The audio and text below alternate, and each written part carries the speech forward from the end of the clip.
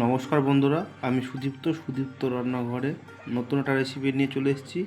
ফুলকপির রোস্ট। তার জন্য কি কি লাগবে: কাজু বাদাম, কিশমিশ, আদা, পোস্ত, মগজ, দুটো শুকনো লঙ্কা, তেল পাড়ার জন্য 4টে এলাচ, দারচিনি ও 3টে শুকনো লঙ্কা। আমি কপিটা খুব ছোটো ছোটো করে কেটে নিয়েছি, বড় করে কাটলে হবে না। তারপর গরম জলে আমি কপিটা একটু সিদ্ধ করে নেব। তার জন্য সামান্য পরিমাণ একটু হলুদ আর সামান্য পরিমাণ একটু লবণ দিয়ে আমি কপিটা এই মোটামুটি 3 থেকে 4 মিনিট সিদ্ধ করে নেব। তার বেশি কিন্তু সিদ্ধ করা যাবে না। এই 3-4 মিনিটই কপিটা সিদ্ধ করে নিতে হবে। সিদ্ধ করে নিয়ে তখন আমি কপিটা ভালো করে পরিষ্কার করে নিয়েছি। এইদিকে আর একটা জায়গায় আমি কড়াইয়ে তেল আর সামান্য পরিমাণ একটু ঘি দিয়ে আমি কপিটা একটু ভেজে নেব, লাল লাল করে আস্তে আস্তে ভেজে নেব।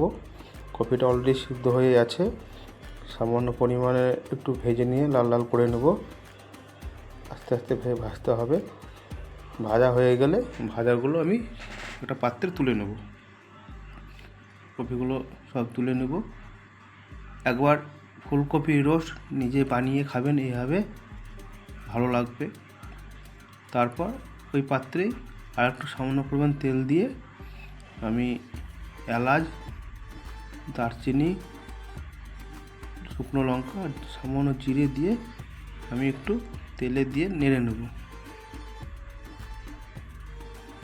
নেড়ে নিয়ে হয়ে গেলে এইদিকে আমার কাজু কিশমিশ সবগুলো পেস্ট করে নেওয়া আছে।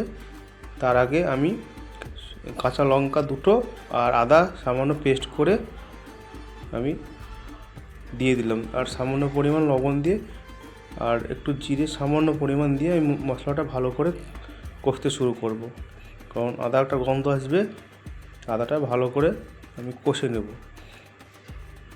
ভালো করে কষতে হবে, একটু গন্ধ নাহলে আসবে।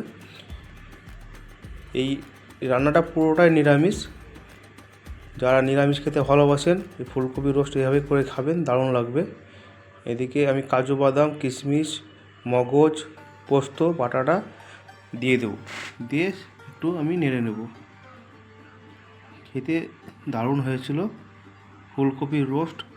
যারা বিয়ে বাড়িতে খেয়েছেন বাড়িতে এইভাবে বানিয়ে খাবেন, দারুণ লাগবে।